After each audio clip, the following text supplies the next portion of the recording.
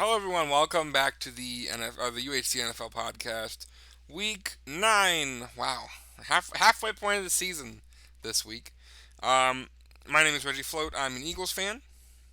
My name is Ejecko, and I'm a Saints fan. Ha Eh, ha. He's very happy about that.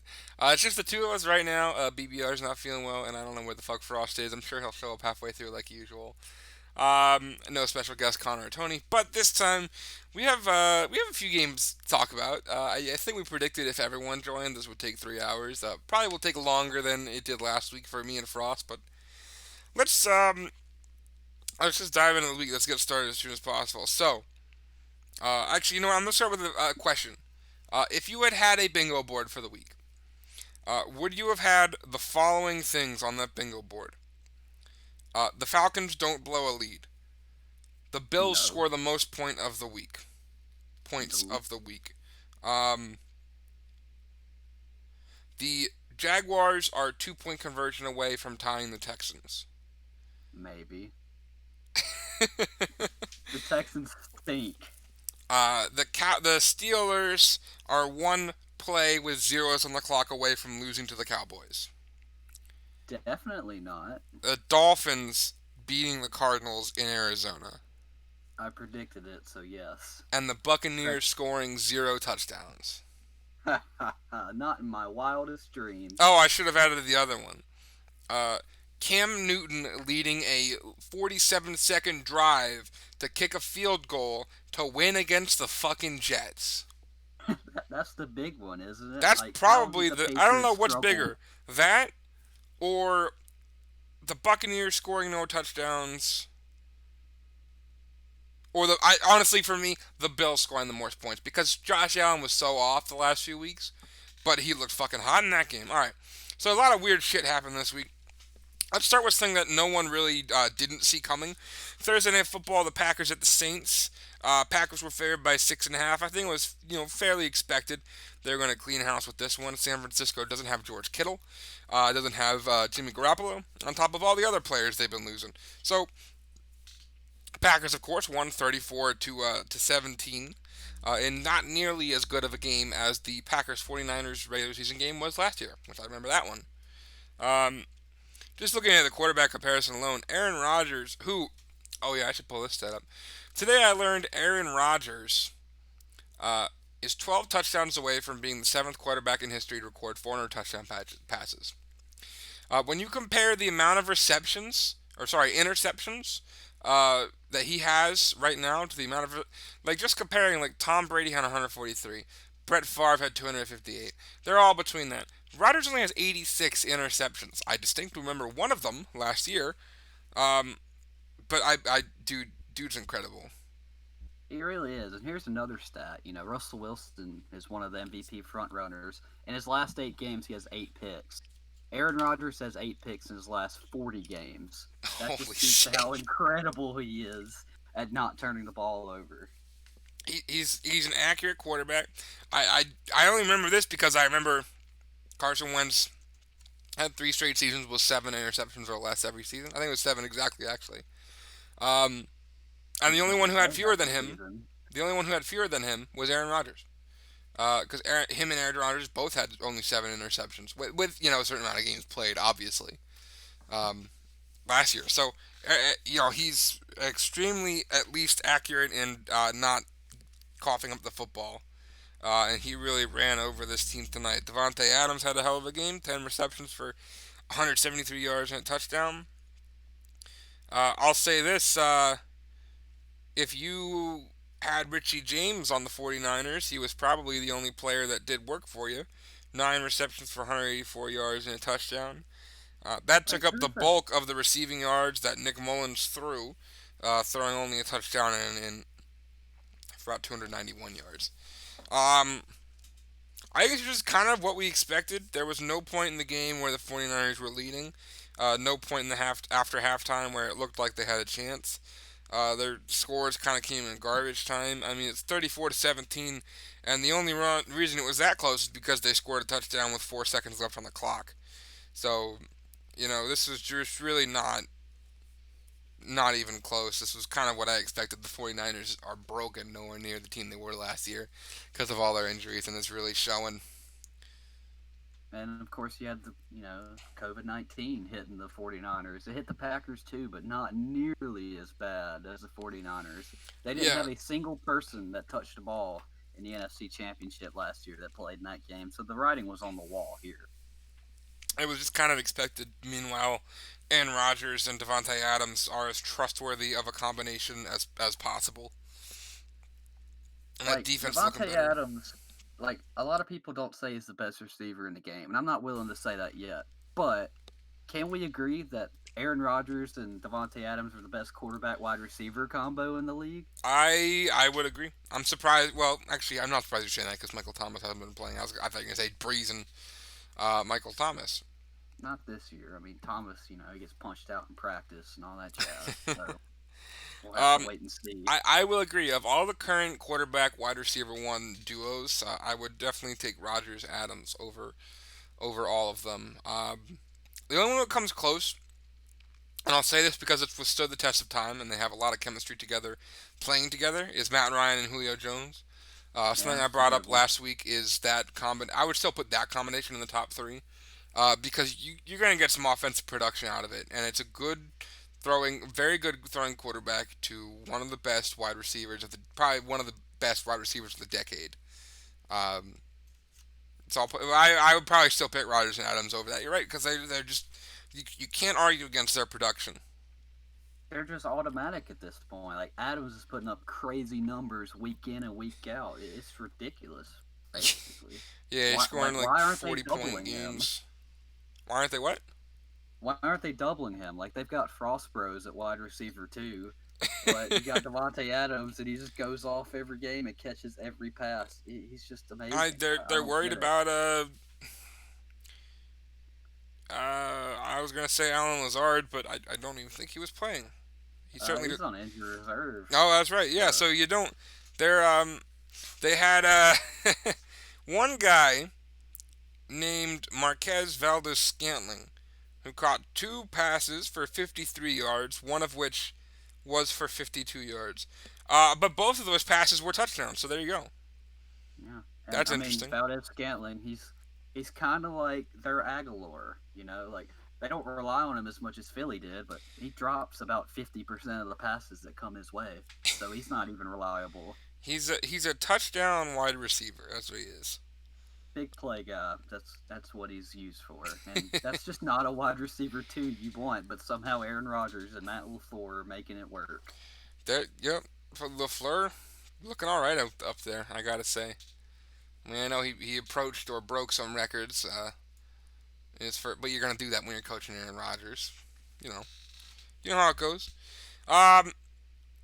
All right, let's take a look at the Falcons not blowing a lead this time. Falcons beat the Broncos 34-27. And really wasn't even that close because they were winning 27-6 going into the fourth quarter. Um, the Broncos did score three touchdowns in the fourth quarter. Um, I'm a little impressed actually because there was 13 minutes left. Okay. Then there were 4 minutes left. Then there was 2 minutes left. But this was just they're leading. Like I said, 20 to 3 going into the half. This was a dominating game for Atlanta. Even though it makes it look close at the end, it was technically within a score. Matt Ryan looked pretty good. Three touchdowns and then Drew Lock looked okay. Uh, 25 for 48, 313 yards, two touchdowns and then he led the team in rushing. Drew Lock with the 7 carries, 47 yards, and a touchdown. Jerry Jeudy had a pretty good game. The rookie continues to, I think, prove his point as a first round receiver with 7 receptions on 125 yards and a touchdown. And I just talked about Julio Jones. He didn't really rock the receiving category. And he had 5 catches for 54 yards. It was I don't even know how to say this name. Ola Olamide His last Zacchaeus. his last name's Zacchaeus. I know that. Zacchaeus. I'm The little close. man hopped out of his sycamore tree and went and caught over 100 yards and a touchdown. He did with only 4 passes. One of those was a 51-yard pass, so that eats a bunch of it. But you know, this was a good game for Atlanta. I think it's what they needed. I think it's what that new coach needed. I think it's what that team needed. Um, and I'm wondering if we might be seeing a little bit of a repeat of last year, where they went like 1-8 and then won their last 6 or 7 games or something like that. I could definitely see that happening. You know, they might rehire or keep Raheem Morris, take the interim tag off of him, and then they stink again next year. So I would actually prefer this to happen. I'm sure you would. That division is scary to me, and it's a little scarier than the NFC West at this point. Just because I think the Rams and 49ers have not been producing the way they should have been. Um, but meanwhile, I think Carolina and Atlanta are such dark horse potential beatings, especially now that Atlanta doesn't have Dan Quinn anymore. Like, I don't know about Atlanta. They're always going to have a good offense, right? Their defense stinks. Carolina, though, they may not make a move this year. I mean, they can win some games they shouldn't. Like, we saw that against Kansas City. More on that later. But, Yep. you know, they're a dangerous team, and they have a very, very bright future. And that is a team that personally scares me in the NFC South more than any other. I mean, you've got Christian McCaffrey, He's all currently, right. very well liked player. Teddy Bridgewater's been looking pretty good on his return. He looked pretty good in New Orleans last year, and he looks pretty good so far this year. I think the receiving core is quiet, but good. We'll Thank get to you. that team, but Robbie Anderson's been producing like crazy this year. yeah, He left the Jets, and the Jets are what 0-8, 0-9 right now, and Carolina, though they're overachieving, may not show in the win loss column. But Robbie Anderson, he's been tough to defend. He's like top three in receiving yards this year. yeah, I did notice that he was very high up in one of those categories. All right, let's talk about the Seahawks Bills game. Listen, Hawks lost 44-34. Buffalo wins at home.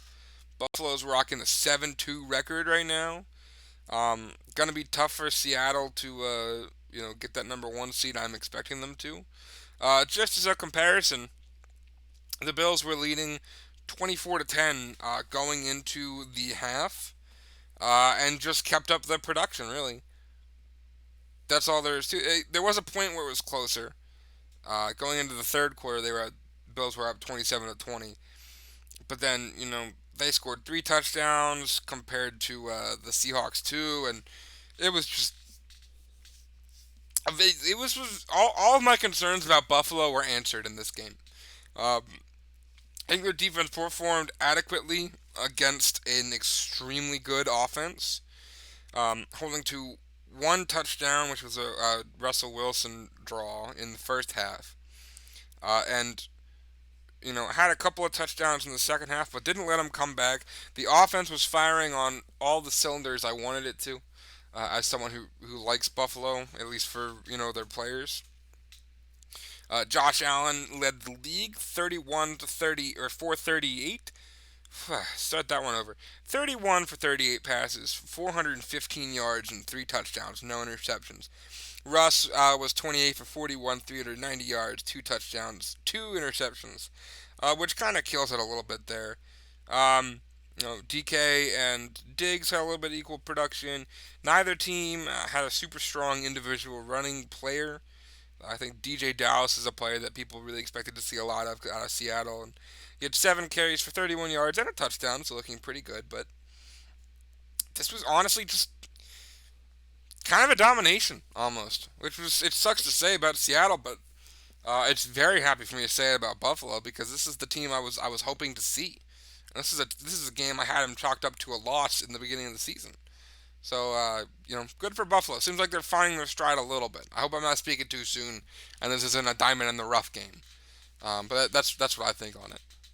It was just a great game plan by Buffalo. You know, they know, obviously, we all know Seattle's pass defense is suspect at best.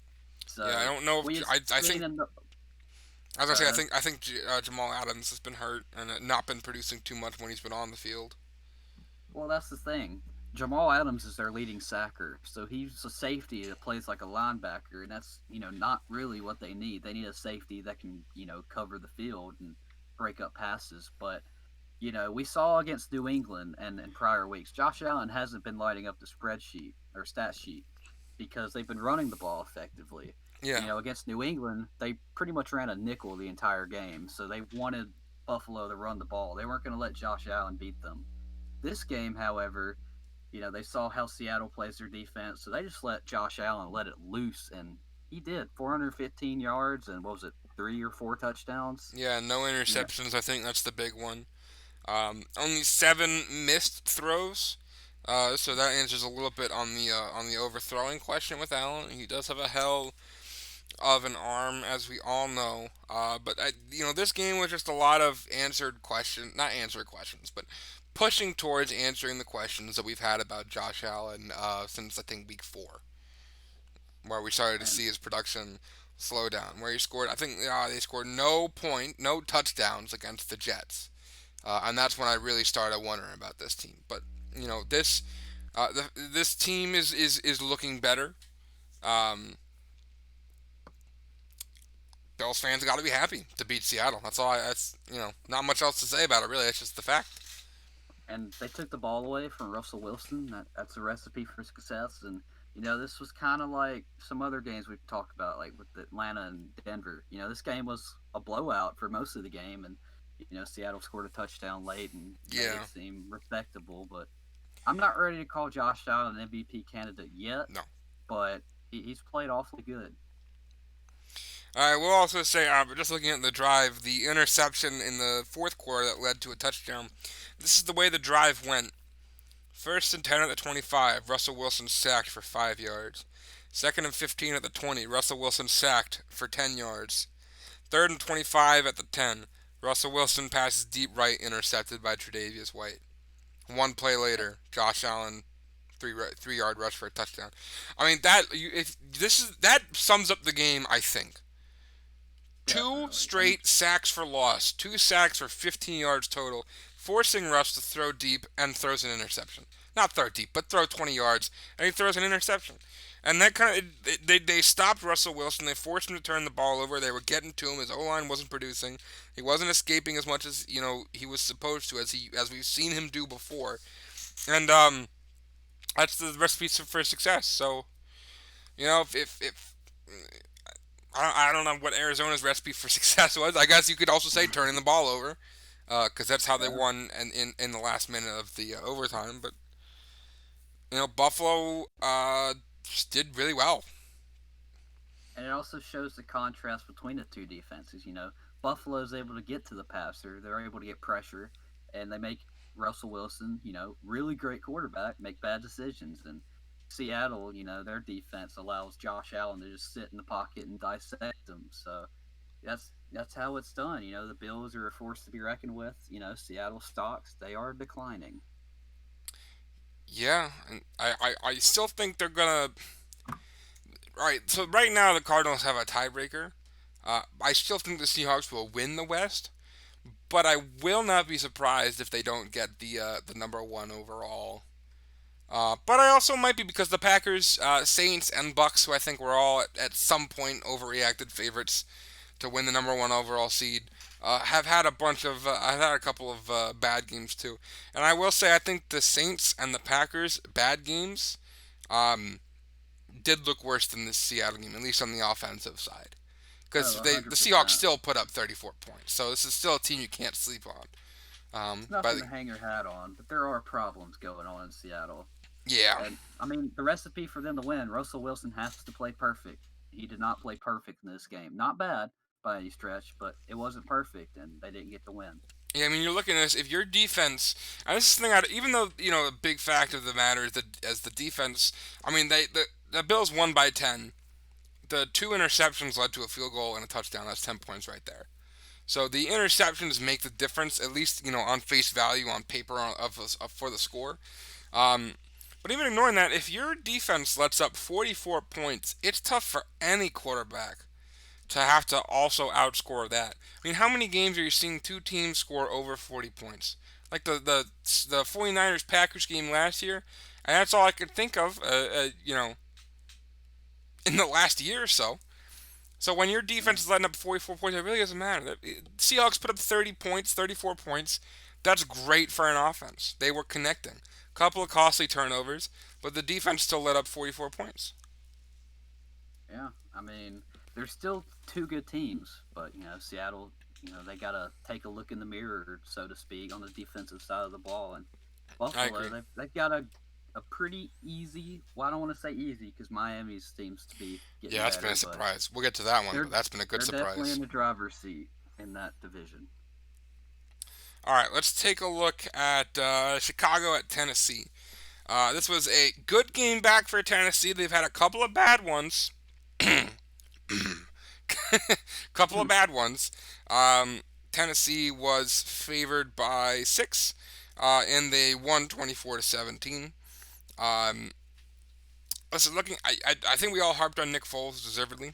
But he was 36 for 52 for 335 yards, 2 touchdowns. You know what's funny? Neither of these quarterbacks threw an interception because Tannehill, much smaller numbers, 10 for 21, 158 yards and 2 touchdowns.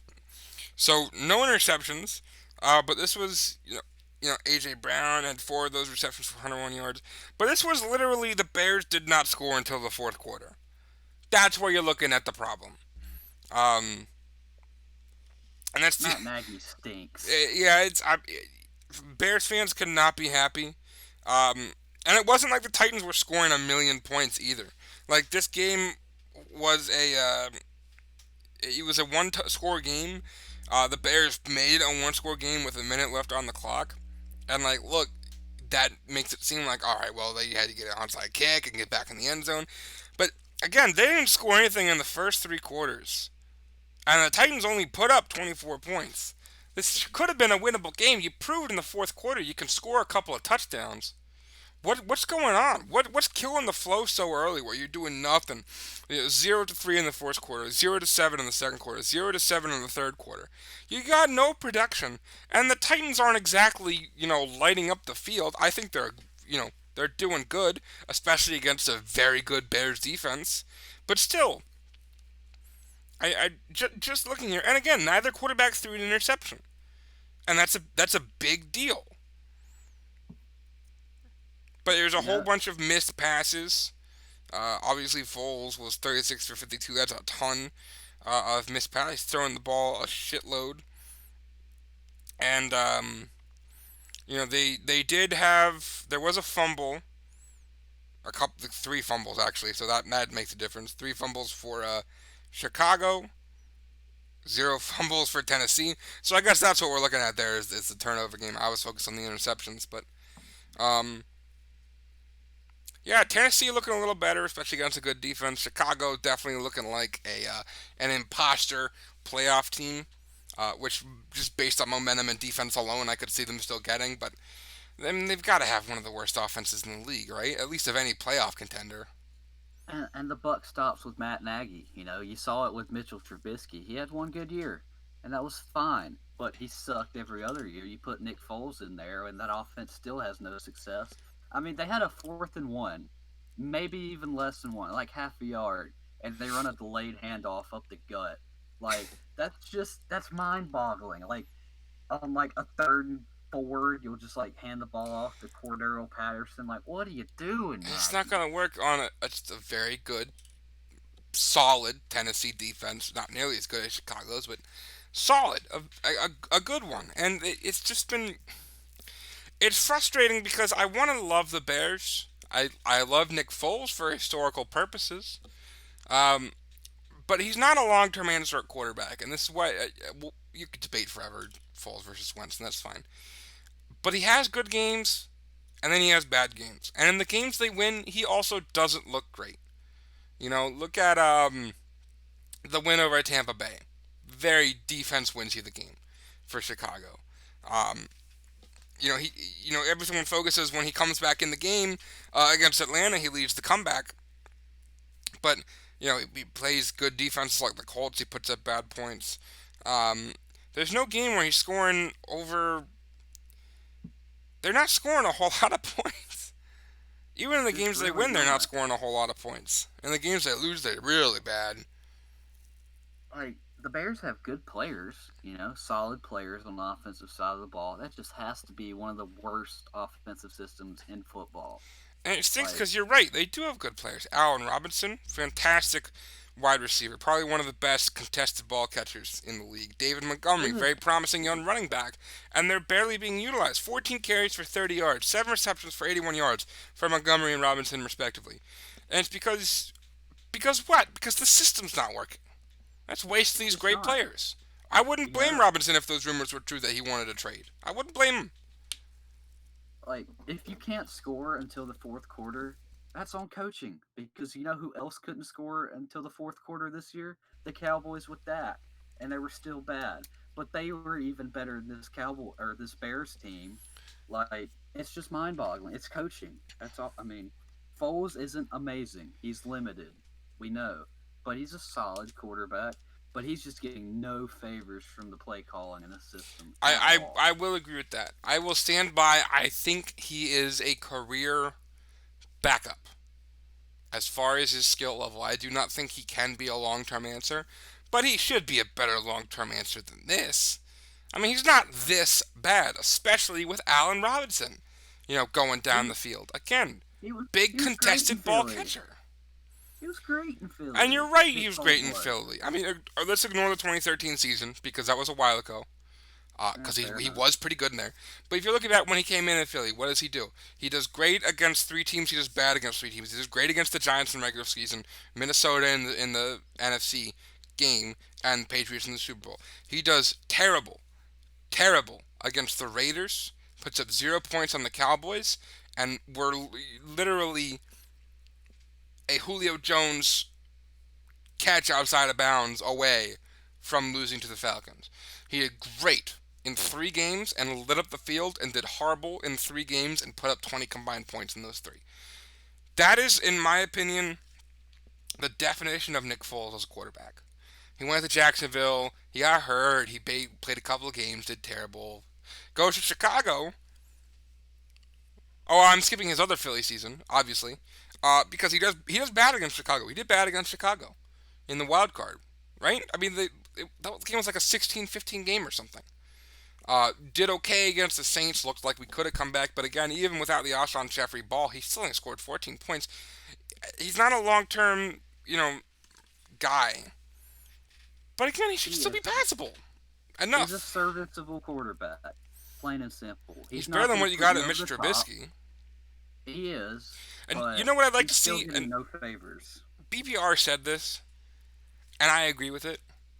What's something that everyone can at least agree that Trubisky is better than Foles at? The only thing. Running. Exactly. Couldn't we see just a little bit more of that? Even if you're just possibly throwing the idea into the defense's head of a backwards lateral to Foles or something. Is there nothing you can do with the player that you drafted and the player that you have sitting on the team? Can't you utilize your pieces if you could tell the offense isn't moving? Or at least try to shake the defense up? I mean, 0 points in 3 quarters. You gotta think that it's time to try something, right? Something like Get run the creative. reverse or something. Flea flicker, something. I mean, you look You at, know, say what you want about Peterson. Creative. Harbaugh. Creative. They're read guys. Nagy's a read guy. What the fuck? He's a standard coach. He's not doing anything crazy. He's again, you're right about the 4th and 1 delay handoff. What kind of call is that on 4th and 1? Like everyone in the fucking defensive world doesn't know what's about to happen, especially if you like telegraph it. like on 4th and 1, you either do quick handoff or QB sneak. You don't just dance around in the backfield because everybody's rushing up the gut. That's just not what you do. That's bad football. So long story short, Chicago is an imposter playoff team that might make it. I'd say they have a good chance now, just based on momentum, um, and defense again. Tennessee looking better. I'm glad to see they kind of got it together. That's what I got to say All I about gotta that. say is get well soon, BBR. Yeah, I would have Probably loved to hear getting him talk healthy. about this. Yeah, he's not feeling well. Oh, All call right, in sick. Ravens at the Colts. This line was even going into the game, and it did not show. The Ravens won 24-10. I'll tell you something. Neither quarterback had a passing touchdown. I say passing because Lamar did have a rushing touchdown. Lamar, 19 for 23, 170 yards. Phillip Rivers, 25 for 43, 227 yards and interception. Nothing crazy in those numbers. No one really had like outstanding stats. And this game was also a game that the Ravens just kind of ran away with in the fourth quarter. Like they're going into the fourth quarter. In fact, they were down going into the half, and they were going into the fourth quarter up 14-10, and scored an unanswered touchdown and field goal pair. So kind of a late Like, start, but they were still able to score points in the beginning, hold the Colts to. Philip Rivers did basically nothing. I mean, again, he threw for 227 yards. Cool. It was JT who had the run, and they scored that in the beginning of the game. That's the only touchdown they were able to score for the rest of the game. Philip Rivers stinks. I I agree. admit it. With I like this signing in the offseason. He just stinks. He's limited. I Pretty agree. I was crap. someone who and my dad and I both looked at this and we said, all right, well, this is an okay decision for Rivers and for Indianapolis. It's a 1 year deal. You see how it works. You still have Brissett on the bench. Where's he? By the way, shouldn't he potentially be better? Did he play this game? Am I going crazy? Who's that? Jacoby Brissett. He I don't did. believe he played. He Did he? played. He was 0 for 1. So Hmm, there you that's go. okay. Yeah, there you go. All right. Well, he stinks. Yeah, I mean, you gotta figure he's just a little bit better than Rivers is, right? Maybe not. I Rivers can mean, at least run the offense, but I mean, the offense is stuttering. Again, this is another thing of like, why aren't you playing more of the guys you have? and that Colts defense is really good. Ravens defense is good too, but the Ravens didn't have an offensive touchdown until the third quarter, and the only touchdown they You're had right, in the because it was first the fumble half, return. You're right. it was a fumble, and Philip Rivers with like the worst effort of all time. He just That's right. lost it and I, tries to grab him.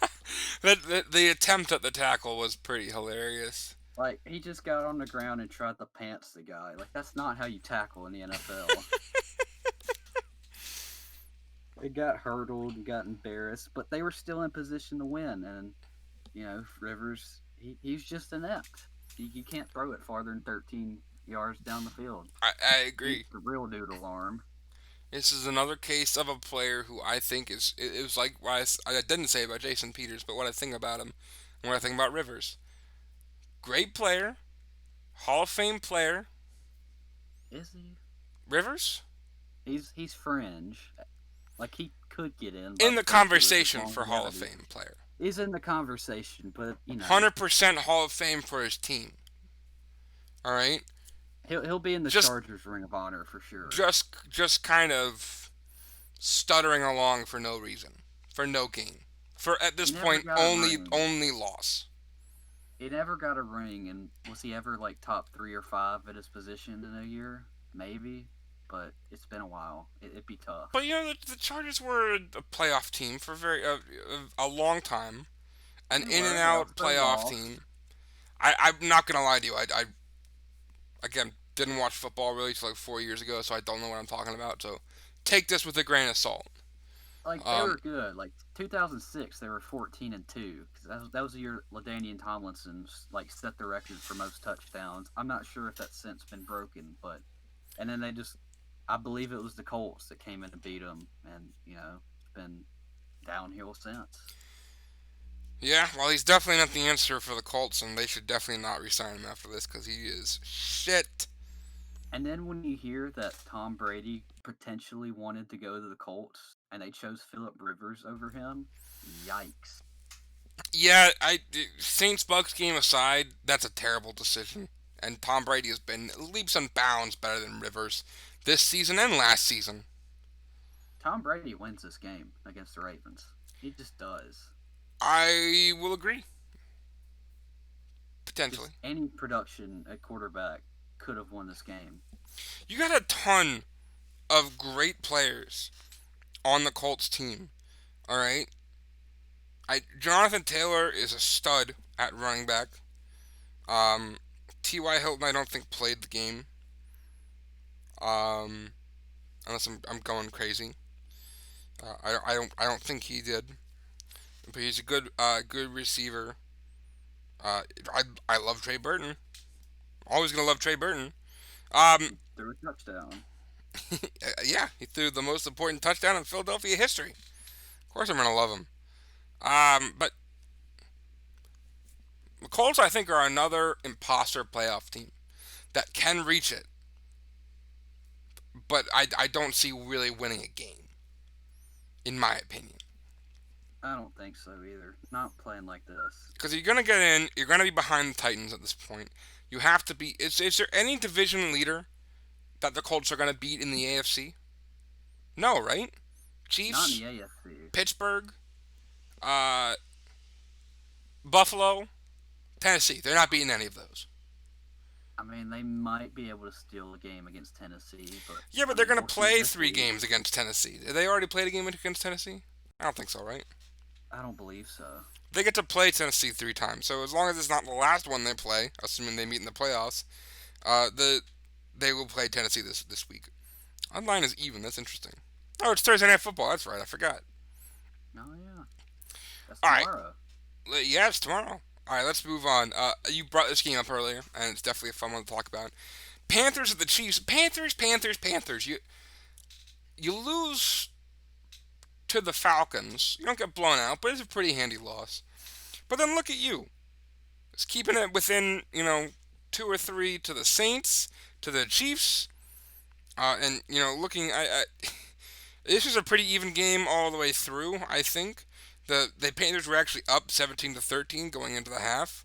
Um, Kansas City only had one touchdown in the third, and then both teams scored three touchdowns.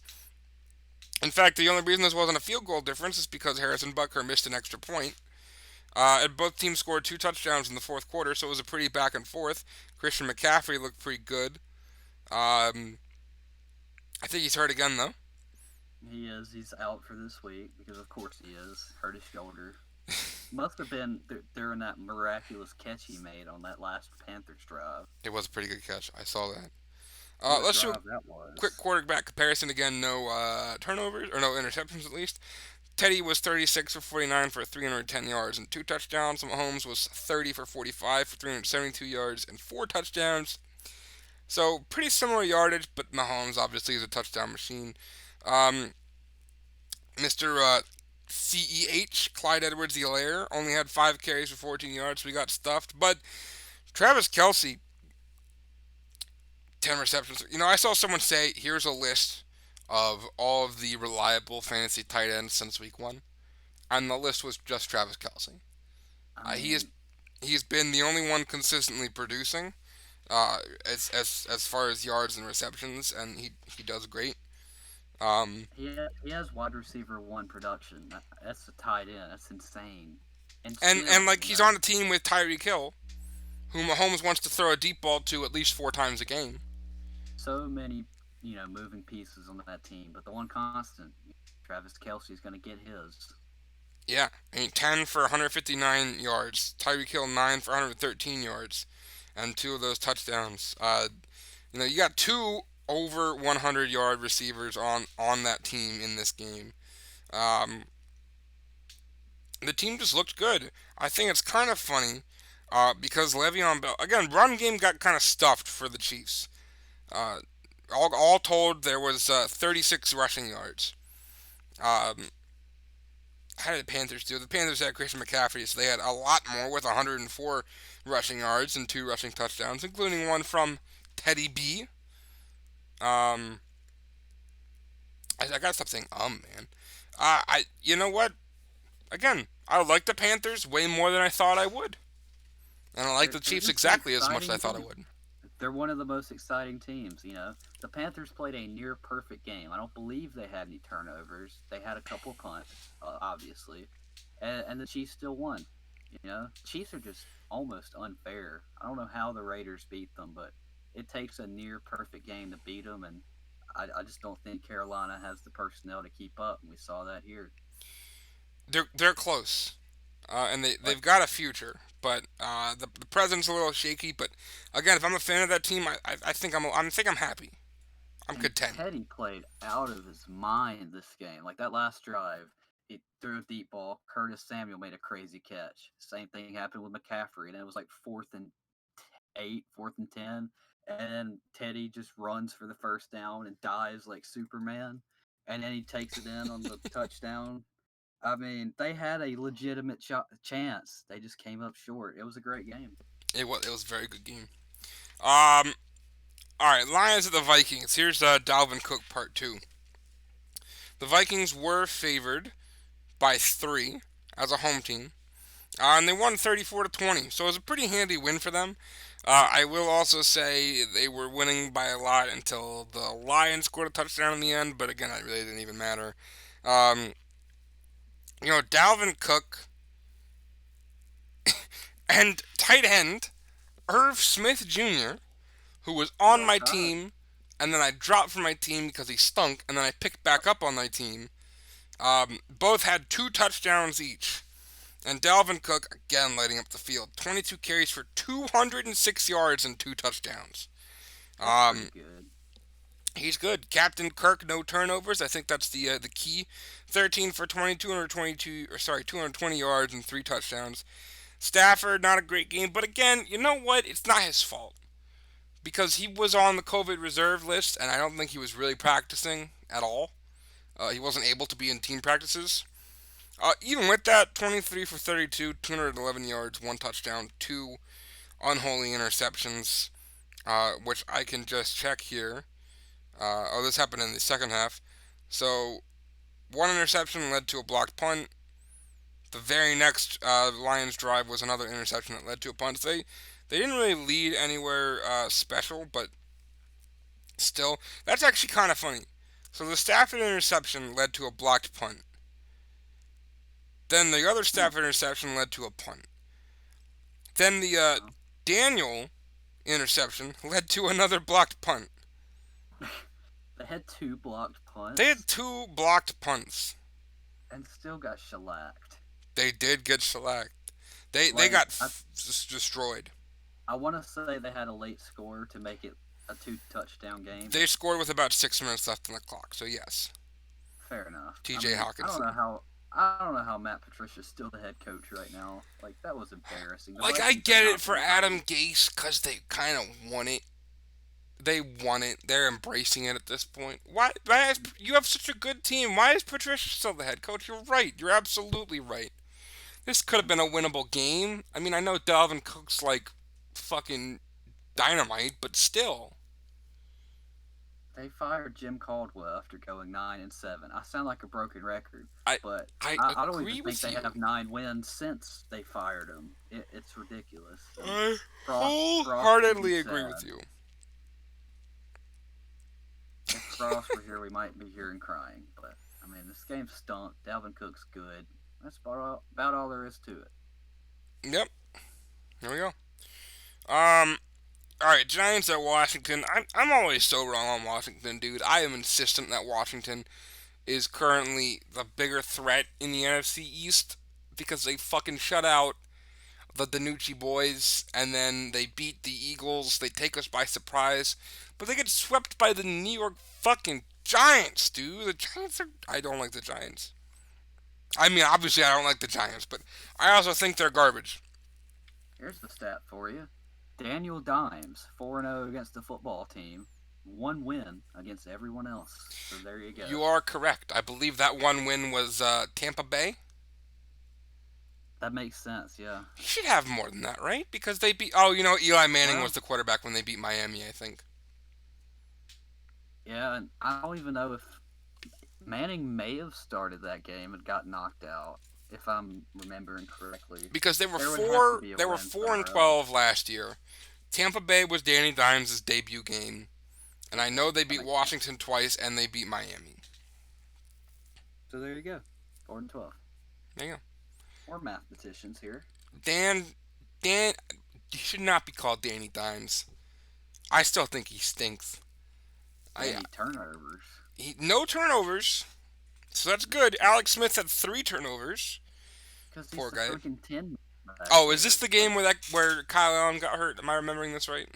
yeah, Kyle Allen did in fact die.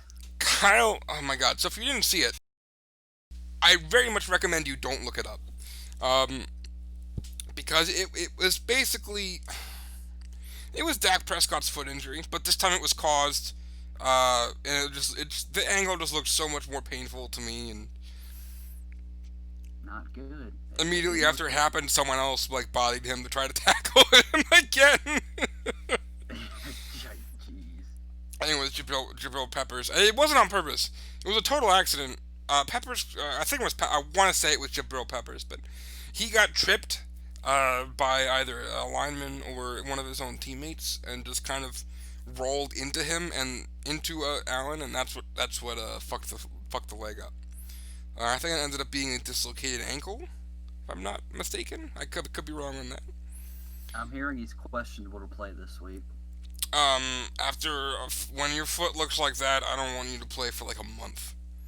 He's definitely on season-ending IR. I wholeheartedly agree. It's Alex Smith's season for sure. Where is Dwayne Haskins?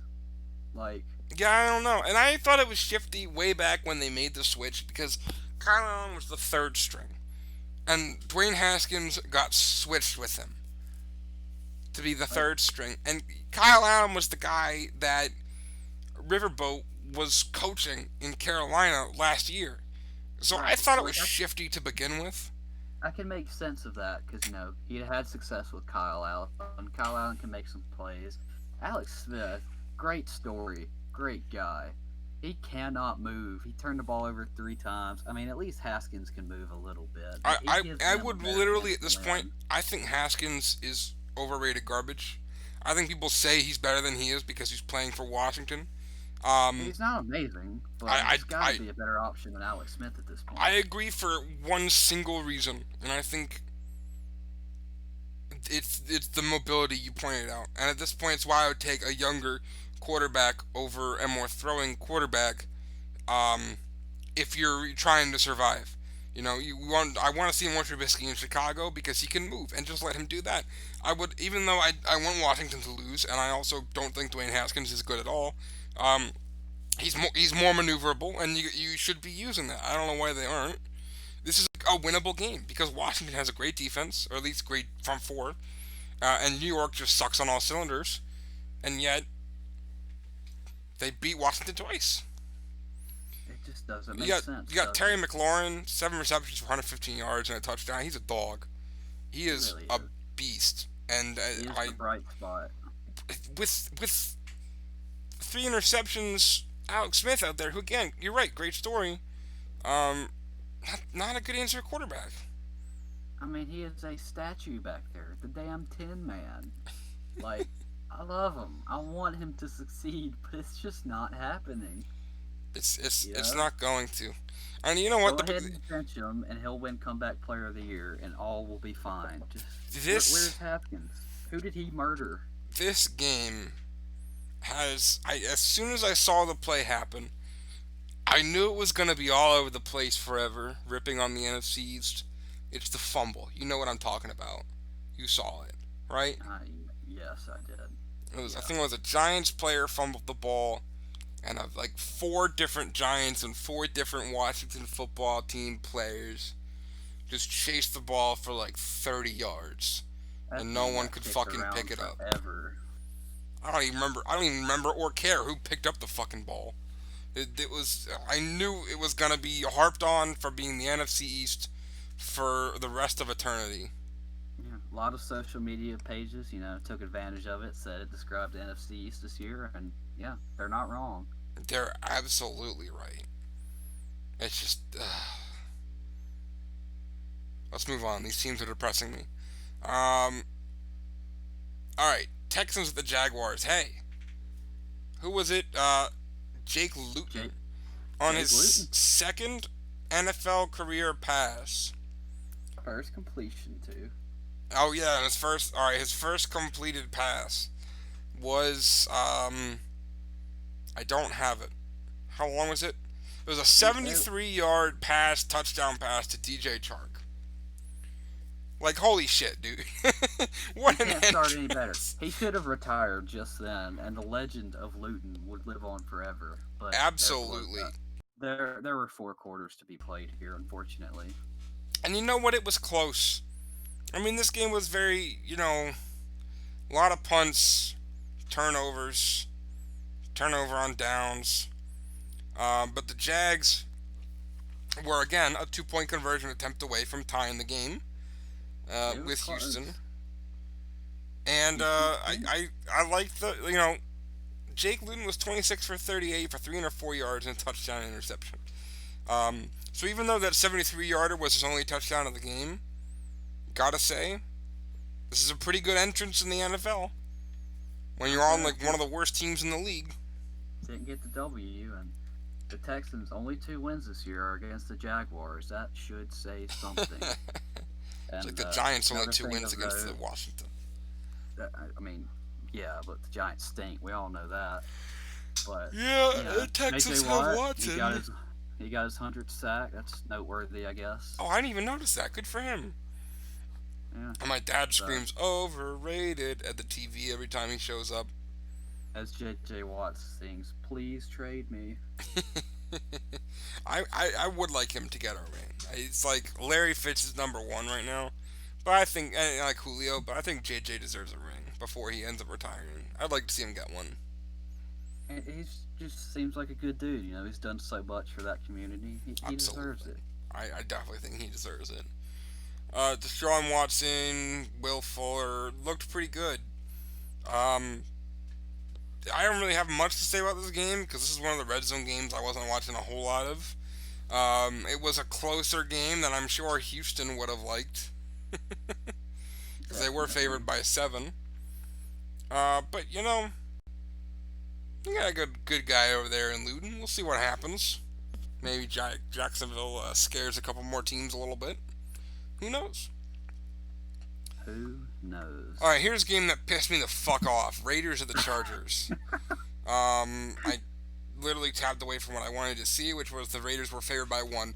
This was my 1 point game in confidence because I had no idea who I thought would win this game. And it was the Chargers until it wasn't the Chargers. That's the best way I think to describe that. Uh, the Chargers were leading 17-14 going into the half. Then fuck you, fucking Nelson Aguilar touchdown and a Waller touchdown, but the Raiders up 28-17. Um, Basically, what it comes down to is this: the Raiders were up 31-26 with 4 minutes left on the clock. Justin Goddick Herbert leads the team down to the field and throws a touchdown pass. But then the guy actually technically dropped the touchdown pass because it bobbled in his hands and touched the ground as he was landing. Fucking shit. I don't like the Raiders, and I love the Chargers, and this is the most Chargers way to lose.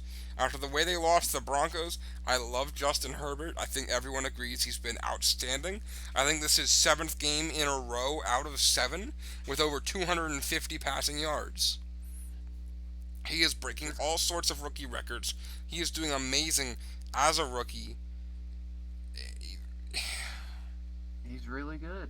And this loss was not on him either. No, I absolutely mean, not. you have it 3rd and goal at like what 2 or 3 yard line, and you throw 2 straight fades, like the Two lowest percentage play of all to the time. back left corner of the end zone. Like the Like same exact spot both times.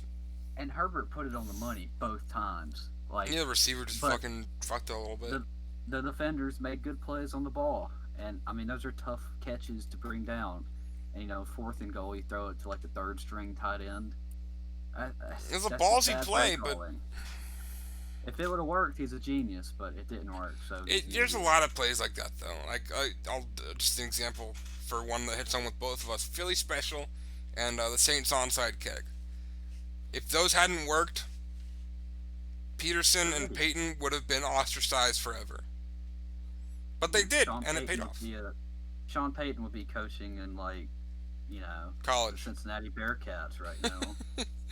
Yeah, neither of those guys would have a job if those risks had not paid off. And sometimes it doesn't, and this is one of those examples. Just feels like there's so many better options there than to just run the same play 2 plays in a row like a fade. I Like completely agree.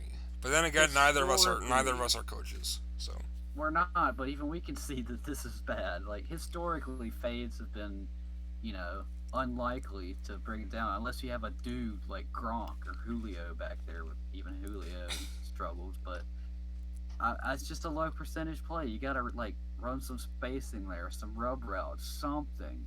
Get creative. I'm A fade is not creative. I'm going to stick to the Las Vegas receiver by committee. Renfro 2 for 60, Aguilar 2 for 55, Waller 5 for 22. They love to spread the ball around to these receivers. Henry Ruggs had 0 for 3 targets. So there you go. Um, while neither quarterback had a touchdown, sorry, wow, that was wrong.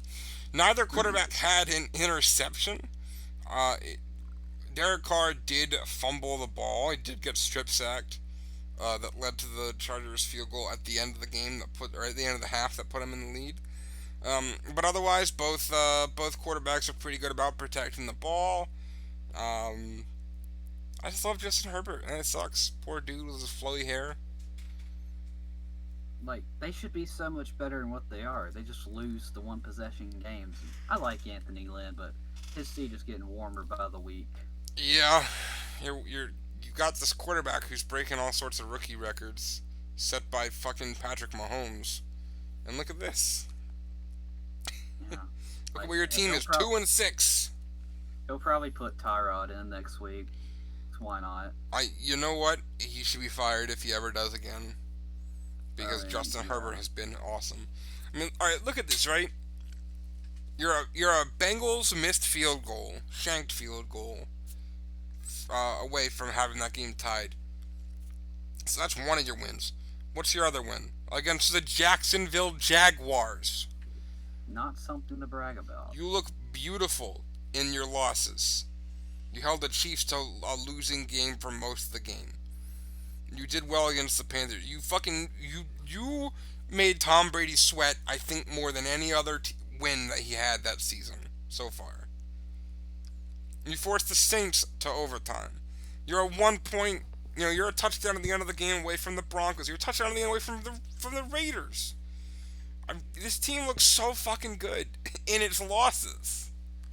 It's just unbelievable, isn't it? Like we thought it was a Phillip Rivers thing because they'd always be down late in the fourth quarter, having a chance to win. No, it's just a Chargers thing. They're in this situation like every year, every week.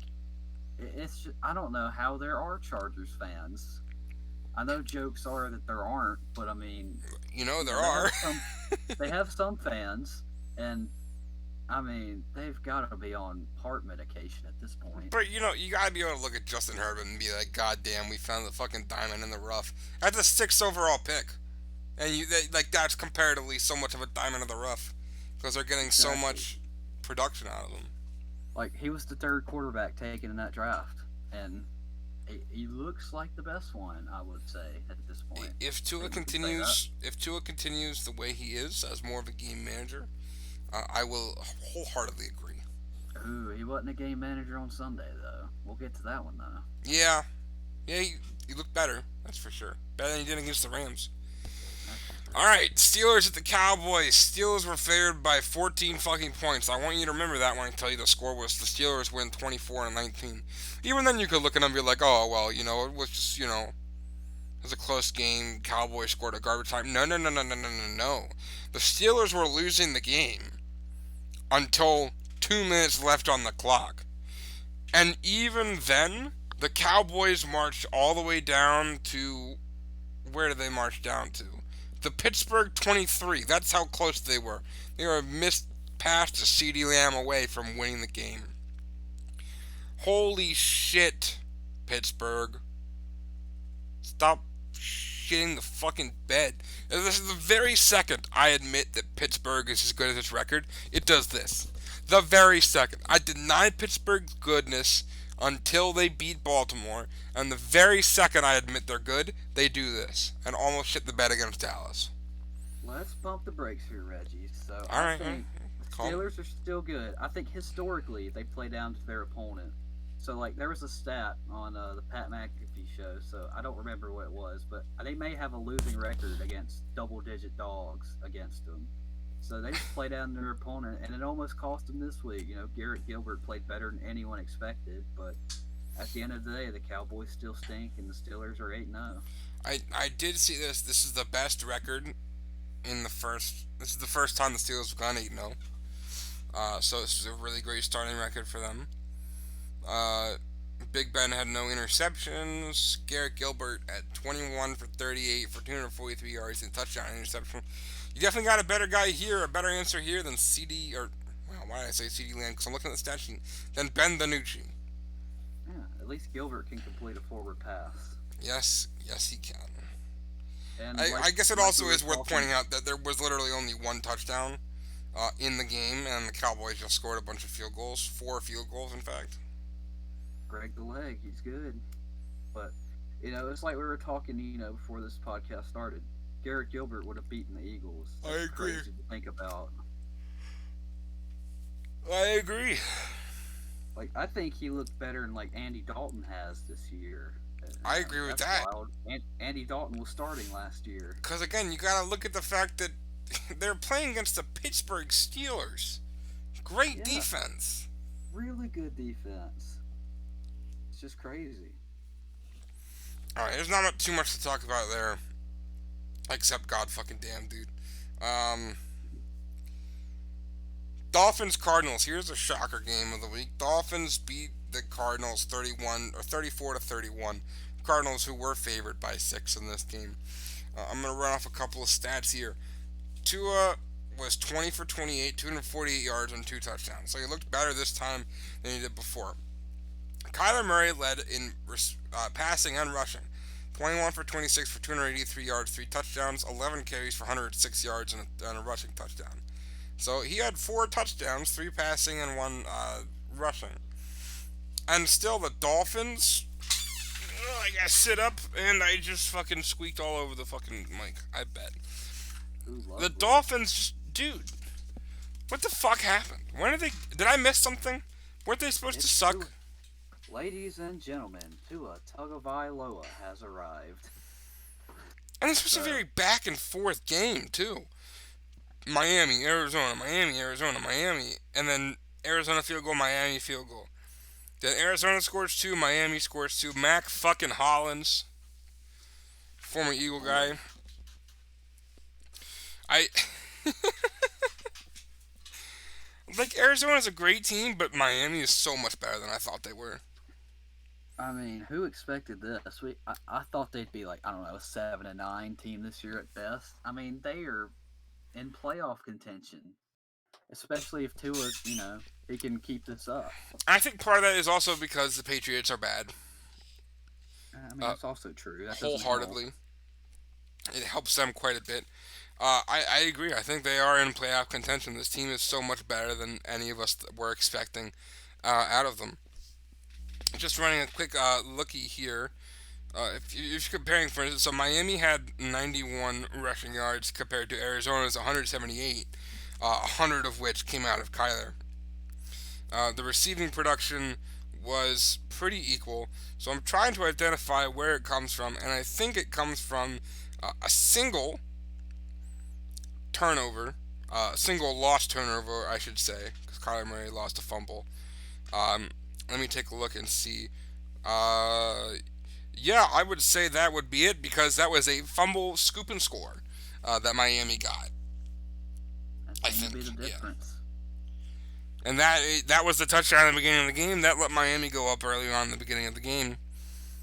So there you go, a lot of touchdowns, not a whole lot of punts. And then at the end, the Cardinals' last 2 drives were a turnover on downs and a missed field goal. So And Zane Gonzalez, Cardinals kicker, he was short from 49. That usually just doesn't happen in the NFL. yeah, that's right. I forgot to bring that up. That looked like it was going through. And it was short. It That's was crazy. short. And Arizona has the second highest altitude of any stadium in the NFL, and you're short from 49. That just doesn't make sense. Just a bad ball. It just it was depressing to watch. And because even it if he made looked it, like it was going to go there through. was like a minute. There was like a minute and a half left, right? Yeah. So 3rd and 1, Arizona throws the ball. They don't get it, so they kick the field goal. There's a minute and a half left, and two had been cooking, so they easily could have lost that way too. Or all the But numerous possibilities that could happen in overtime. absolutely, but that missed field goal, it eliminated their chances, and that was the difference. That and the scoop and score. Yeah, Scuba Shore in the beginning kind of set the tone of the Dolphins taking them by surprise, which is what they're doing to the whole league right now. All right, I know you've been dying to get to this one. Saints at the Bucks. Ha The ha Bucks were ha favored by ha 3 as ha. a home team, and would you look at that? The Saints won 38-3. The three scored in garbage time with 5:52 left on the clock. Bill Belichick, or not Bill Belichick. Fuck, I did the same thing that fucking Crew did. I'm not gonna remember his name. The Buccaneers coach. Bruce Arians, the Arians just stew. wanted points on the board, and he got them. Tom Brady, 22 for 38 for 209 yards, 3 interceptions, 0 touchdowns. No one had a touchdown in this game for the Buccaneers. Breeze, on the other hand, 26 for 32, 222 yards, and 4 holy touchdowns. Antonio Brown did nothing the entire game. He He came in, he stinks. didn't have a lot to do. He didn't have a lot of preparation. He caught 3 passes for 31 yards. I think one of the interceptions that I can remember specifically was completely Antonio Brown's fault on a fucked up route. He stopped running the route 10 yards early, and Brady threw a ball 10 yards past him, got intercepted by Saint. Um, so that's just an example of one interception that was 100% Brown's fault. I think his unfamiliarity with the system kind of fucked him up here. You would think Brady might start charging him rent after that poor performance, since they live together. Yeah, it's yeah. The Do I? Bucks Do I? defense Do I? sucked. The Bucks offense sucked. Everything about the Buccaneers sucked. Every single thing. And everything about the Saints was phenomenal. They fucked up the Buccaneers defensively. They lit up the field offensively. This was, I said this before, this was the Saints team I expected in the beginning of the year when I thought they would make the Super Bowl. 100%. Beginning of the season, I should say. Do I have permission to gloat now? Take the field. Alrighty. Drew Brees had 16 completions and 4 touchdowns. That's pretty daggum decent. Tom Brady on one series got sacked 3 plays in a row. Bruce Arians had called out Trey Hendrickson, a linebacker, as being the easiest person to block. He got to Brady 2 or 3 times on this game. You know, the defense, I didn't think anybody could cover Chris Godwin or Antonio Brown. I'd say we did it quite well. I knew Marshawn Lattimore would shut down Mike Evans because that's his son. He always does. And Drew Brees was near perfect. There was a fumble by Jared Cook inside the 5 yard line on like the second drive of the game. It could have been a lot worse, and the Patriots were unable to capitalize. This may have been Brady's like worst game ever. Is that hyperbolic? Maybe, but I don't know. I And don't it think was it's just hyperbolic because I think this genuinely might be the only game he started in where he didn't score, or at least his team didn't score a touchdown. Because I know he didn't score a touchdown against the Eagles last year, and that probably couldn't have been the only game. But this has to be the worst loss Brady's team has ever had. definitely. This I was, for mean, all intents and purposes, a shutout. and we expected this to be a good game. Everyone did. That's why it was the Sunday night game. It was just a beat down on all cylinders. Every pundit on every network picked the Bucks. And, I mean, I picked the it, Bucks. You picked the Bucks. it just wasn't even close. And This I was the mean, game that Drew Brees has been wanting. This is the game that the Saints have been wanting, and this is the game that they needed. Honestly, overreaction Wednesday here. Are the Saints now the favorite instantly in the NFC? We'll have to see. uh, it's It's tough. gonna be tough to beat the Packers, and it'd be tough to beat the Seahawks too. But hey, I mean, we swept the Buccaneers, and so we should win the division. So the path is there. I Yeah, I just think want to see how we're you're going to show. definitely winning the division now.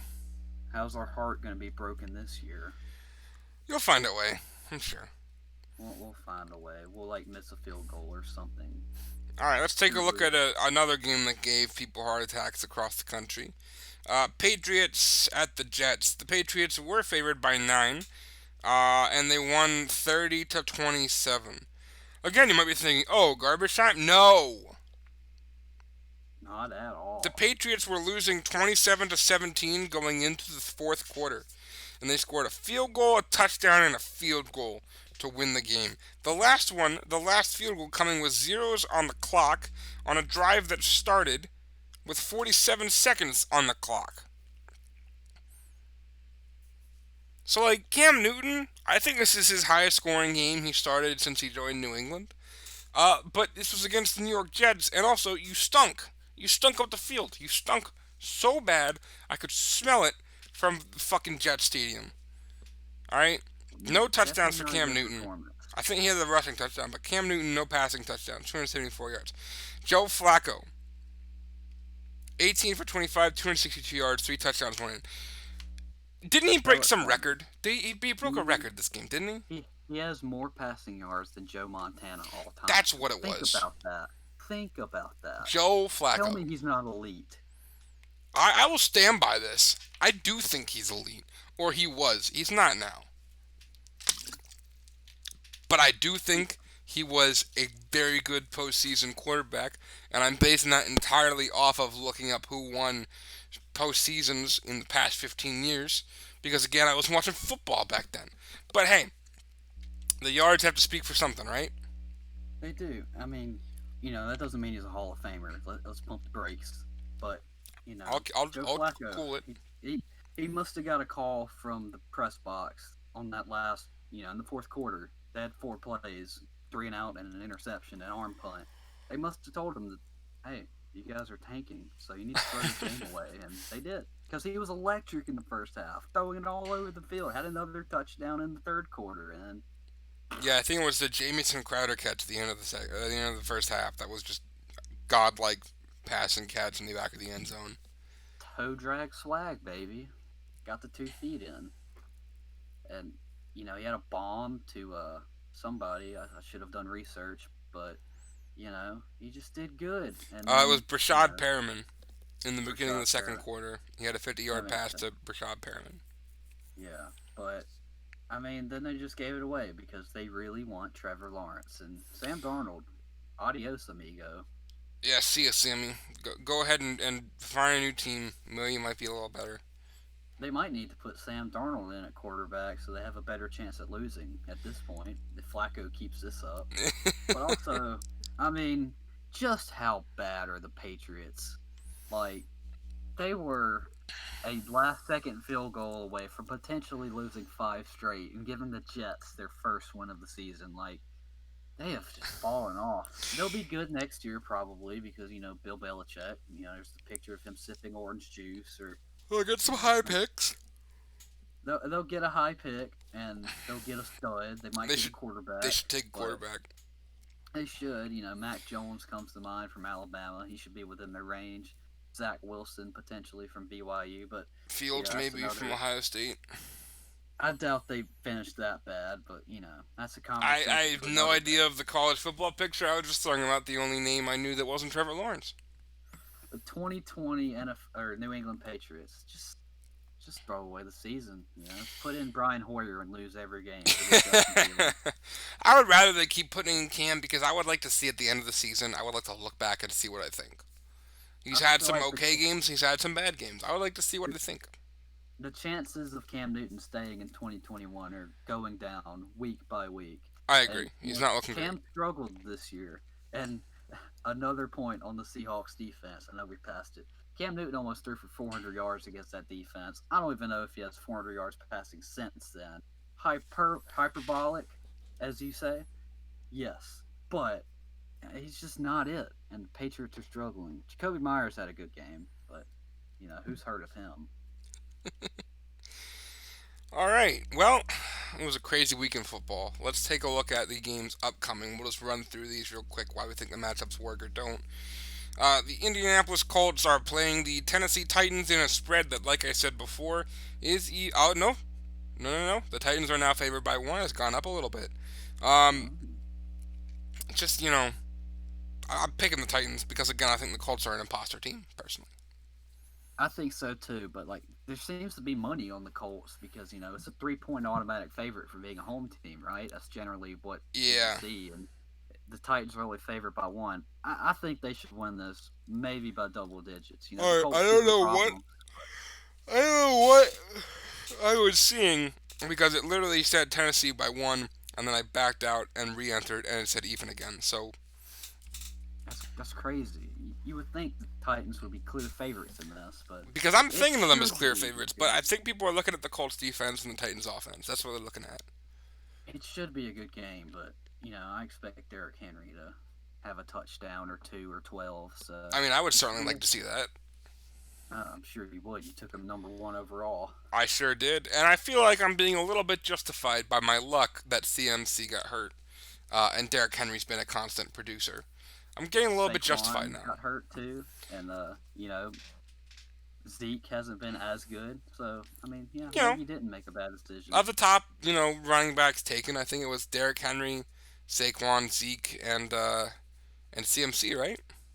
That's what happens when you draft in May, isn't it? Feel Goes like in the shade. I'm running away with the bank here. Could be, could be. Look out for the mean machine, though. Am I playing? Am I playing you? I don't think so. We will eventually.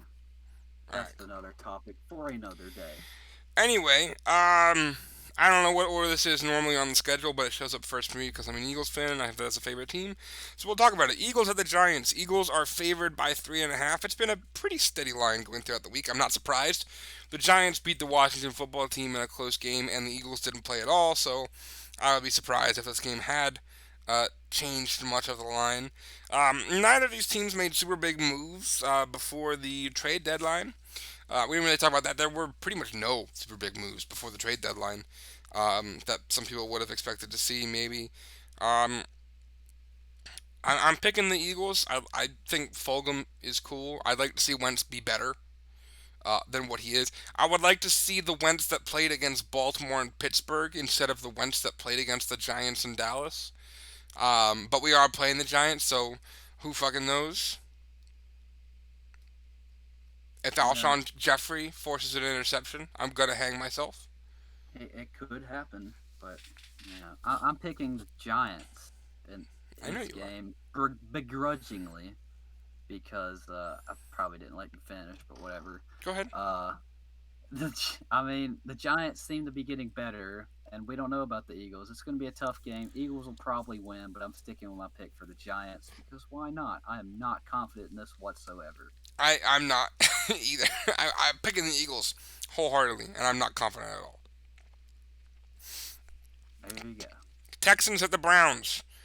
Browns are favored by 3, so as a home team. Browns disappointed me against the Raiders, and the Texans disappointed me against everybody. So this is a tough one for me. I'm gonna go. I'm gonna go Browns because Miles Garrett has been being a beast. But the Texans could win this game. I'm gonna go Browns though. I just have a feeling because I think the Browns are overachieving. I think Deshaun Watson and the Texans somehow eke out a W here, and it should be a close game. I I have wouldn't be this surprised. currently as my least confident game, but I could see the Texans pulling out a win despite struggling against the I Jaguars. would probably, not having looked at the week, I would probably also put this as my least confident game. Um, Washington at the Detroit Lions. Detroit's favored by 4.5. If Stafford looks a little bit better, which he should because of practice than he did last week, then easy. I'm picking the Lions here. Yeah, I'm picking the Lions too. Somehow I have 10 confidence points on it. That's probably too much, but I think the Lions are going to be able to eke out a W here, even though they stomped last week. But the football team stinks too, so it'll be a suck fest. I think what it kind of comes down to is Washington doesn't really have a good answer on offense right now. So the only thing going for them is Terry McLaurin and their front four, and that's all. That's literally all they have. So, like That's I said, Antonio Gibson's been pretty good too. he's been solid, but not game changing. No. Jaguars at the Packers. Packers are favored by 13.5. We don't need to talk about this one, right? Packers are going to win this game. Packers No, no shot. next. There's no shot of an upset, in my opinion. Not at all. Maybe if it was in Jacksonville, but I mean it's in Lambeau. The weather's going to be suspect. Come on. You talk about a Florida team with is Minshew back? Does it matter? No. But I was gonna say you're I talking about a mean, Florida team with a second game quarterback coming into oh, Aaron okay, I see what you're Rodgers in saying. Lambeau Field. Yeah, like we're not really talking about gambling picks. Like 13 and a half, that's a number to look at. But I mean, we're just looking at who's going to win this football game, and the Packers clearly, we think, should win. Yeah, I think most people will think this for sure. Buccaneers at the Panthers. Buccaneers are favored by 5.5. This is a tough one for me because the Buccaneers just kind of stunk up the field last week. But I do think the Saints are better than the Panthers. So, but the Buccaneers have also proven they don't do well against good defenses. Chicago being the ultimate example. 19 points there. Um, this is a very tough one for me. I feel like it shouldn't be. Like, if you asked me this before Sunday Night Football, I would have said this was an easy Buccaneers game. What do you think on this? These are your rivals. So I feel like we're going to overreact to the Buccaneers' goose egg. Well, 3 points, but their Essentially, goose performance egg. against the Saints, pretty much a goose egg. But you know, I think Carolina overachieved against the Chiefs, and I think the Buccaneers severely underachieved against the Saints. Carolina doesn't have a great defense. I think the Bucks get bounce back and get a W here. Yeah. Okay, you convinced me. I'm gonna take the Buccaneers in this game. I do think they. You're. I think you're right. We are overreacting a little bit. And we'll probably see them win this game. Broncos at the Raiders. Raiders are favored by 5. Much as I hate to say it, picking the Raiders. Yeah, I'm picking the Raiders here. I'll easily get proved wrong. It feels like every Raiders game I pick, I'm wrong. But I think I same. mean, I think the Raiders are a good football team, and I think they'll eke out a W here in a close game. I could definitely see it being close. Broncos have been picking up steam a little bit, but nowhere near the team I wanted them to be in the beginning of the year. Chargers at the Dolphins. Dolphins are favored by 2.5. I'm gonna take the Dolphins. I think before last week I would have taken the Chargers, but I'm gonna take the Dolphins in this one. They're a good. They're a good team. Remember what I said about the Raiders? Well, same with the Chargers. Every time I pick their game, I'm wrong. For some reason, I am picking the Chargers here. I don't know why. All the stats show that Miami should walk away with it, but I don't know. Maybe Herbert just gets it done somehow, some way. Close game for sure, I think. I think this So will be a good I'm, game. I'm picking the Chargers. Very low confidence on this one. Bills at the Cardinals. Arizona's favored by 130. That's not right. Those are baseball numbers. There we go. 2.5. Arizona's favored by 2.5. This is such a tough one for me because the Bills outshone expectations last week. And the Cardinals lost to the Dolphins, who we're understanding is a much better team than we thought they were. I don't know who to pick on this one, man. I'm gonna go Bills because I like the Bills. But honestly, this one might actually be my number one, my one confidence pick because I have no idea. My gut is telling me to go in both directions, and I have no idea what to expect out of this game.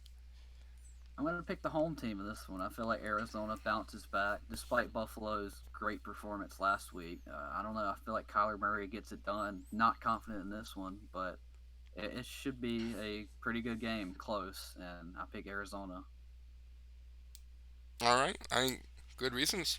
Seahawks at the Rams. Rams are favored by 1.5. I'm giving this to the Seahawks, and I'm not even blinking twice about it. I don't think the Rams are anywhere near as good as their record worst show. The Rams are 5-3, and 4 of those wins are against the NFC East. Um, yeah, that's all I gotta say on the matter. Really, I'm picking the Seahawks. I know they lost last week to the Bills, but I don't like the Rams. I don't think they're as good of a team as their record shows, and I'm picking Seattle. I'm picking Seattle as well. Rams can make it interesting, but I think Russell Wilson's going to be pissed off, and I think he'll come back with a vengeance in this one. I wouldn't be surprised. He should be the MVP this year, and he's playing like it. That's for sure. 49ers had the Saints. The Saints are favored by 9.5, and unlike last year, I'm expecting this game to be a very good game for the Saints in their favor, easily. Yeah, same here. You know, Nick Mullins, I love him, fellow Golden Eagle. He's not Jimmy G, and they just don't have the weapons that they had last year, and I think the Saints will run away with it. Yeah, none of their big defensive guys. George Kittle's not in. They running back by committee, and like their top five spots are still hurt. I don't think Mostert's playing. So there you go. Bengals at the Steelers. The Steelers are favored by 7. I think the Steelers win this pretty handily, don't you? Yeah, I agree. Steelers, I got like second most confidence on this one, the most being Green Bay and Jacksonville, but I mean, it's just not a good matchup for Cincinnati. They posted a video on social media of them disrespecting the terrible towel, so they might lose by 4 touchdowns here. I wouldn't really be surprised. Um, Ravens at the Patriots Sunday Night Football. Ravens are favored by 7. And I wholeheartedly expect the Ravens to blow the fucking shit out of the water. I've never picked against a Bill Belichick led team by this margin. I feel like the Ravens mop the floor with them, like you said, and it might not be particularly close. I'm not expecting it to be close. I will be shocked if this game is close. Personally, you just got a good offense, great defense versus a meh to bad both for the Patriots. I'm not loving the Patriots. And then Monday Night Football, Vikings at the Bears. Vikings are favored by 2.5. I'm hesitant to just be like Dalvin Cook God and get on the Vikings bandwagon again like I was in the beginning of the year. But I'm not hesitant to say that I don't think the Bears are great. And while our defense is definitely their shining spot, Dalvin Cook is still good enough to make some work with it. And I don't think their offense is good enough to score on the Vikings defense too much. So I'm going to pick Minnesota in this game. I'm picking Minnesota as well. Their stock is rising. The Bears' stock is, declining. It should be a close game. Might be low scoring and a boring game to some. But I'm expecting I it to be think, a little boring. I was trying to be respectful. Get well soon, BBR. But I think Minnesota ekes out the victory. I I'm expecting Minnesota to win. It's weird to see a 3-5 team visit a 5-4 team and be favored, but they are What's the line again? 2.5 towards Minnesota. That's unexpected for sure, but I mean that's just how the Got a way it's low going. over under 44.5 over under. That doesn't surprise me. It's almost too high. Almost. All right, well, that's all for this time. I know Ejecko is getting ready to play his video, so I'll just wrap it up here. Thanks all for listening. We had a lot to talk about this time, and we're at an hour and a half pretty much. So we'll see you next week. Go Birds.